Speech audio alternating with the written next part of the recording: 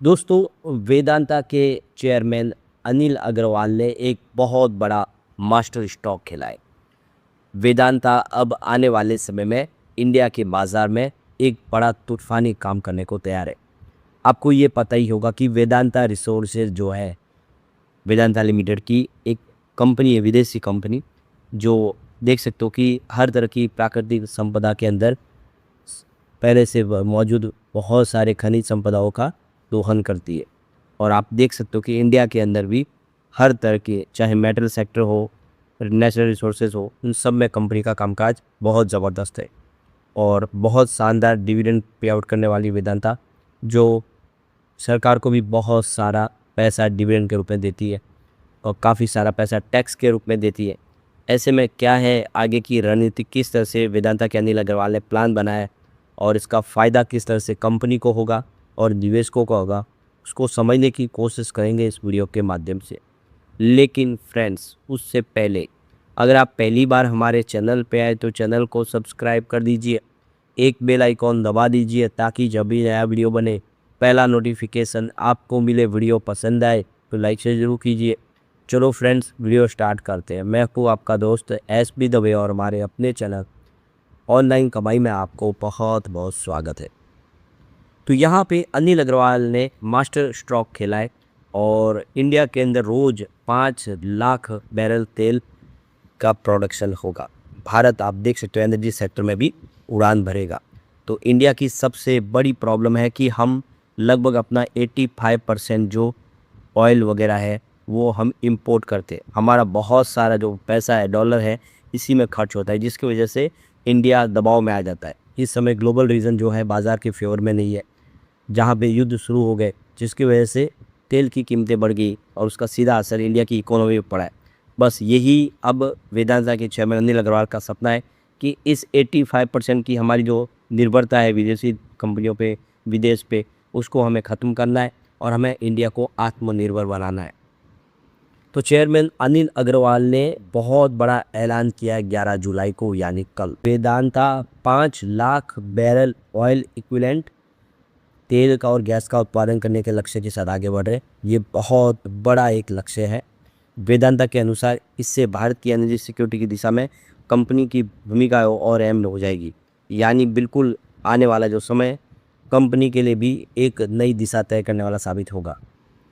तो इंडिया अपनी तेल और गैस की ज़रूरतों का जो लगभग 90% जो हिस्सा है वो आयात करता है, जिससे देश की जो अर्थव्यवस्था है ग्लोबल सप्लाई में रुकावट और कीमतों में उतार चढ़ाव के जोखिम के दायरे में हमेशा रहती है। और इंडिया की जो अर्थव्यवस्था हमेशा से डिपेंडेंट है इस ऑयल और गैस के ऊपर।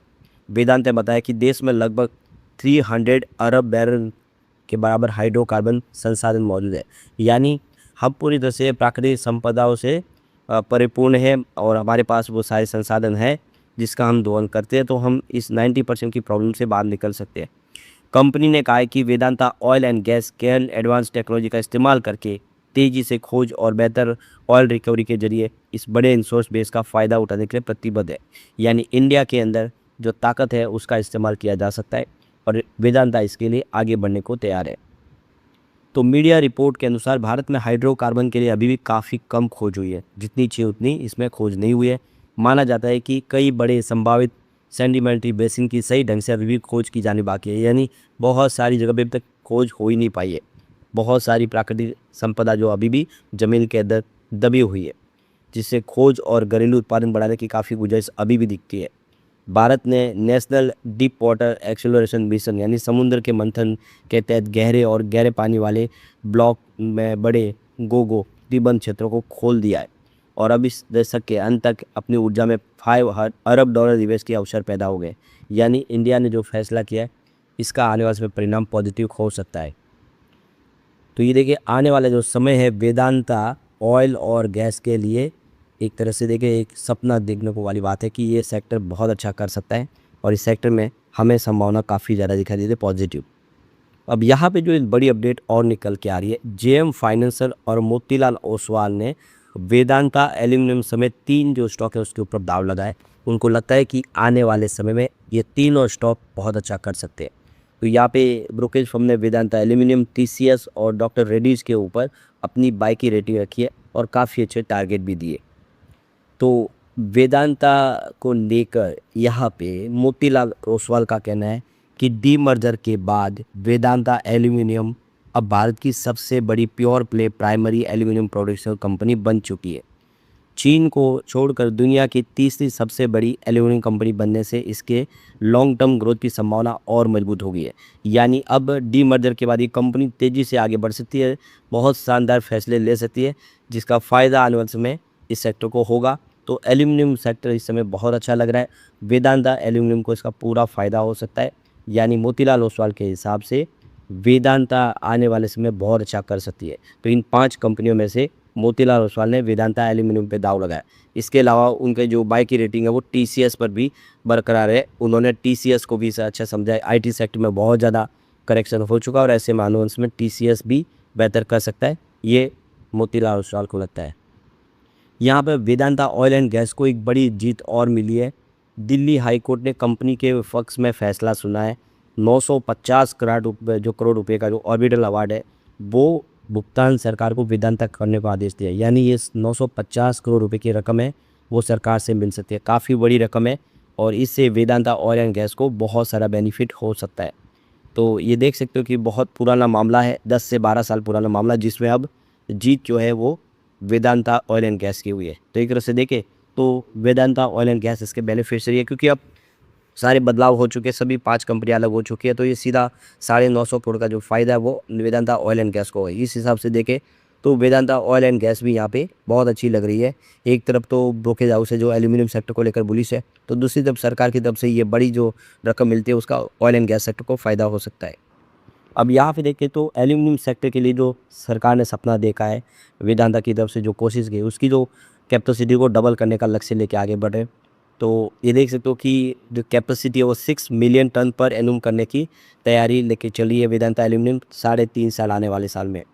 तो इसके लिए करीब $20 बिलियन का इन्वेस्टमेंट कंपनी करने की तैयारी कर रही है। पावर और एनर्जी सेक्टर के लिए भी सरकार ने बड़ा सपना देखा है। तो यहाँ पे देखो कि जो इस समय करंट कैपेसिटी 4.2 गीगावाट की है उसको बढ़ा के 16 गीगावाट तक लेके जाने का लक्ष्य रखी है। तो ये देख सकते हो कि कंपनी बहुत तेज़ी से पावर सेक्टर में भी नया निवेश करेगी, जिससे वेदांता पावर और एनर्जी सेक्टर भी बेहतर करता हुआ दिखाई देगा। कंपनी के जिंक और क्रिटिकल मिनरल्स बिजनेस की भी बात है तो हिंदुस्तान जिंक जो वेदांता लिमिटेड के बैनर में आती है उसमें भी देखें तो करीब 50,000 करोड़ रुपीज़ का नया इन्वेस्टमेंट किया जाएगा और आउटपुट जो है 2 MT करने की तैयारी है। तो ये आने वाले 5 सालों में 2 MT तक पहुँचेगा, यानी जो कैपेसिटी उसको भी डबल किया जाएगा। तो बिजनेस डाइवर्सिफिकेशन हो चुका है और B2B इंडस्ट्रियल ई-कॉमर्स प्लेटफॉर्म पर भी कंपनी की तेज़ी से आगे बढ़ने की तैयारी है। वेदांता मेटल बाज़ार में भी आने वाले समय काफ़ी नया निवेश करने को तैयार है। ये सारी बातें साबित करिए कि वेदांता की जो 5 कंपनियाँ हैं वो बहुत अच्छा कर सकती है। लेकिन फ्रेंड, कोई भी इन्वेस्टमेंट करने से पहले अपने फाइनेंशियल एडवाइजर से एडवाइस ले ले या अपना खुद का रिसर्च करें, क्योंकि मैंने वीडियो आपके एजुकेशनल पर्पज़ के लिए ही बनाया। वीडियो पसंद आए तो लाइक से जरूर कीजिए और चैनल को सब्सक्राइब कर दीजिए। Thank you friends.